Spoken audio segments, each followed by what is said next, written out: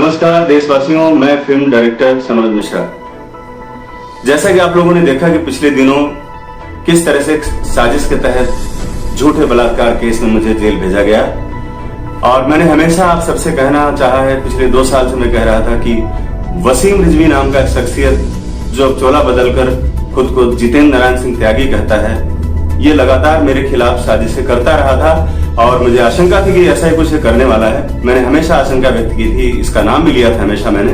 और आपको बताना चाहूंगा कि ये व्यक्ति, जब से मैंने इसके बारे में जाना है कि इसके ऊपर बहुत सारे, ये समाजवादी पार्टी का नेता था पहले और इस पर बहुत सारे कत्ल मुकदमे, बलात्कार और जमीन घोटाले के बहुत सारे मुकदमे थे। जब इसने देखा कि सरकार बदल रही है और राष्ट्रवादी सरकारें आ रही हैं, तब इसने राम नाम का चोला ओढ़कर अपने आप को बचाने की पूरी कोशिश की। ये बात जब मैंने देश के सामने रखना शुरू किया, तब से हमारी इसकी रंजिश है और इसने मेरे से कुछ असंतुष्ट 4-5 लोगों को इकट्ठा कर सोशल मीडिया पर पहले मेरे बारे में बहुत सारी अनर्गल बातें कहना शुरू किया और चारित्रिक हनन की बात की। और मैंने उसके बारे में FIR भी दर्ज कराया, लेकिन फिर भी उस पर कोई कार्रवाई नहीं हो पाई, क्योंकि शायद वो बहुत ही सक्षम व्यक्ति है। दूसरी बात ये कहना चाहूंगा मैं आपसे आज कि मैं एक सनातनी हूं और मैंने अभी तक जो अपनी फिल्में बनाई हैं, चाहे काशी टू कश्मीर हो, चाहे राम की जन्मभूमि हो, चाहे the diary of West Bengal हो, मैंने बड़े बेबाक तरीके से सारी चीजें उठाई हैं। देश के जो ज्वलंत मुद्दे जिन पर कोई बात नहीं करना चाहता है, उनको मैंने बड़ी ही निडरता से लाने की आपके सामने कोशिश की है, क्योंकि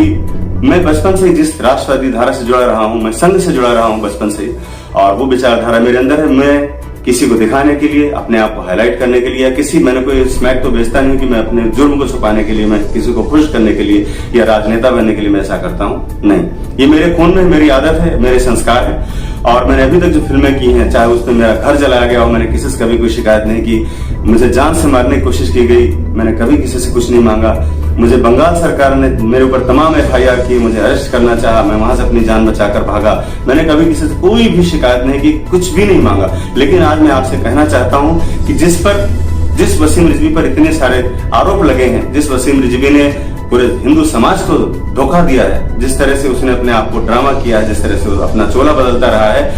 अभी माननीय न्यायालय जम्मू कश्मीर ने उसके खिलाफ कुछ आदेश पारित किया है 2 साल से लगातार कि इसको अरेस्ट करके भेजा जाए, इसको अरेस्ट करके भेजा जाए। लेकिन हमारी सरकार, उत्तर प्रदेश सरकार, जो माननीय योगी आदित्यनाथ जी जहां का मुख्यमंत्री हैं, जिनको बहुत ही बोल्ड डिसीजन लेने के लिए जाना जाता है, उन्होंने अभी तक, उनकी पुलिस ने अभी तक उसको गिरफ्तार कर नहीं भेजा है। और वहीं उल्टे मेरे साथ जो एक झूठे आरोप में मुझे तुरंत अरेस्ट करके जेल भेज दिया गया और 2 महीने बाद मेरी जमानत हुई है। माननीय न्यायालय के आदेश का मैं पालन कर रहा हूं। और जो उन्होंने जिस तरह से इन लोगों पर FIR दर्ज करने की बात कही है माननीय न्यायालय ने, मैं चाहता हूं देशवासियों, दिल्ली सरकार हमारी अपनी सरकार है, लेकिन यहाँ की जो पुलिस है बहुत भ्रष्ट है, जो भुक्तभोगी वो सब जानते हैं। कहीं ऐसा ना हो कि माननीय न्यायालय ने आदेश तो कर दिया है कि इस पर कार्रवाई की जाए वसीम रिजवी और उसके साथियों पर, क्योंकि उसने मेरे पर झूठे आरोप लगवाए। पुलिस दबाव में आकर, क्योंकि वो सक्षम आदमी है, पैसे वाला आदमी है, और बहुत सारे घोटाले करके उसने बहुत सारी जमीन यहां से लेकर दुबई तक इकट्ठा कर रखी, मॉल और बहुत पता नहीं क्या क्या होंगे। तो आप ये समझ सकते हैं कि पुलिस दबाव में आ सकती है।